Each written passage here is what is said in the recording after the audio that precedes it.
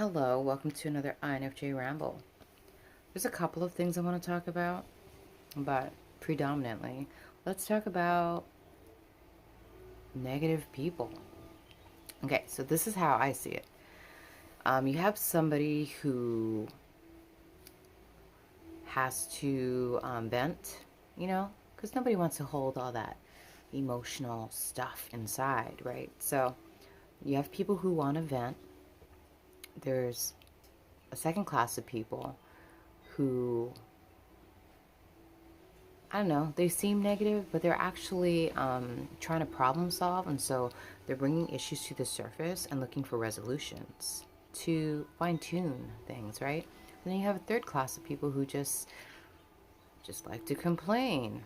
They're not looking for a remedy, they just want to complain. And they want to use you as their emotional garbage can.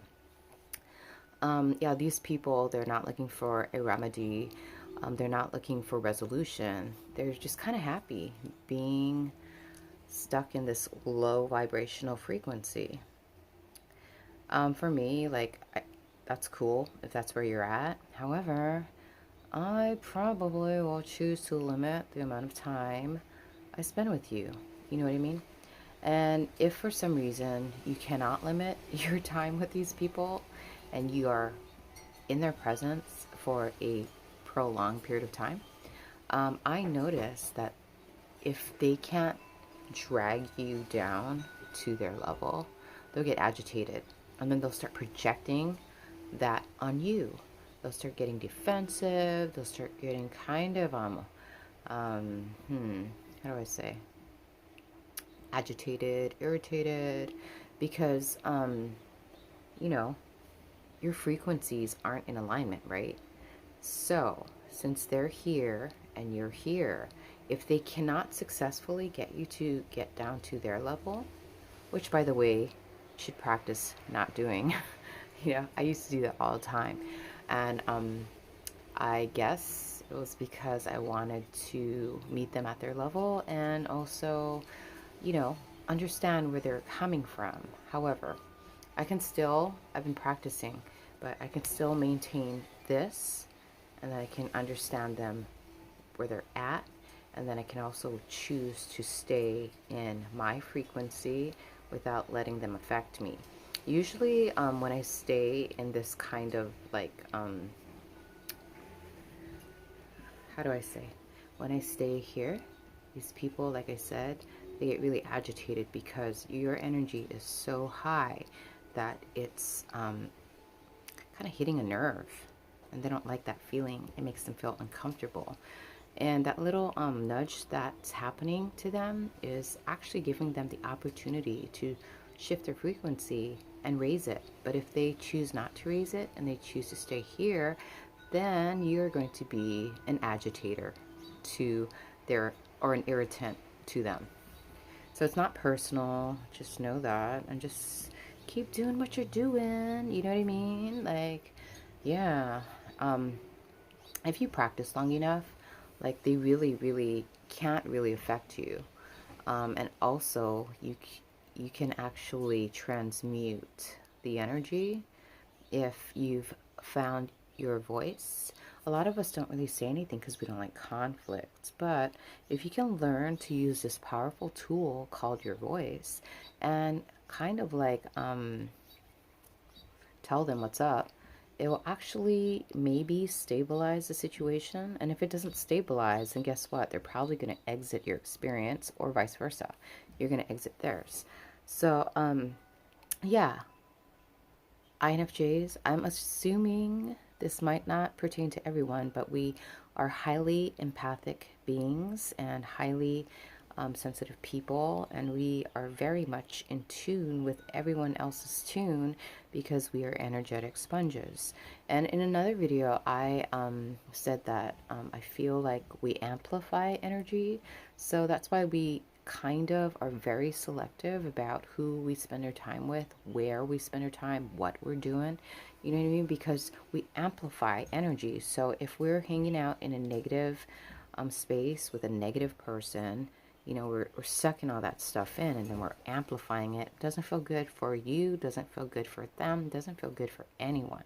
So if you can practice being more mindful and more aware and just kind of staying at a high vibrational frequency, then you don't let anyone else affect you. And if they do become combative, once you open up your throat chakra, you'll actually be able to diffuse them by telling them in a loving and understanding way that you will not tolerate that type of behavior. You know what I mean? Sometimes it even takes me apologizing for doing something that I didn't do. You know what I mean? I just to diffuse it. But at the same time, I communicate honestly, like what I am feeling or thinking in the moment, and then they can take that with a grain of salt, or they can take it personally, and that's that. You know what I mean? I feel like, how do I say? You can either speed up your lessons by confronting it, or you can slow it down by just kind of like not confronting it. Does that make sense? And I don't mean confront like in a confrontational, combative way. I mean like if you see something that feels uncomfortable, instead of backing away from it, I mean, at times you have to do that to observe it from an objective viewpoint. But whenever a lesson appears, I think you just kind of like prolong the process by running away from it. But if you were to just move towards it and through it and into it, then you clear the lesson faster. Let me tell you. So in a previous video, I made a video on difficult people, and we actually had like, she actually like had this like, there was a situation. I was just trying to protect myself and implement healthy boundaries to protect my energy, and this person took that really personal, became very defensive, and to neutralize it, I did speak up. I did it in a non-combative way, and I told this person, hey man, your energy is intense, and it's kind of too much for me to process. I'm a highly sensitive person, and that's what, to protect myself, I need to like implement boundaries. And I'm sorry if you took that personal. It's not personal, but you know what I mean? Anyhow, but speaking up helps. And if things fall apart, then that just accelerates the process. You know what I mean? Because everything is meant to fall apart anyway, and no sense like hanging back and just kind of like, I don't know, just watching things slug forward. You can actually speed it up by just like confronting it right away, saying what you need to say, and then things either fall apart or fall into place. But you know what I mean? You don't have to really be in that mode of purgatory while, waiting for these things to align or unalign. You know what I mean? Anyways, I don't know if this freaking video made sense, but that's what I wanted to outlet today. The second thing I kind of wanted to touch on was going with the flow. I've noticed that like our minds tend to create a lot of discord and disharmony, and in order for everything to be harmonious, you actually need to balance your internal and external world, so they line up. You know what I mean? So like if your internal world is here and your external world is here, you're gonna feel a lot of discomfort and discord, because your internal and external world are not in alignment. But if you were to just kind of bring them together in perfect harmony and balance and alignment, then everything flows well. So it's about being in the flow instead of trying to make the flow happen.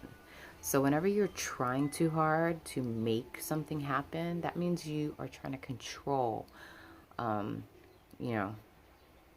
things, and that just kind of leads to a lot of like mental distress, emotional distress, physical distress, because you're not really in alignment.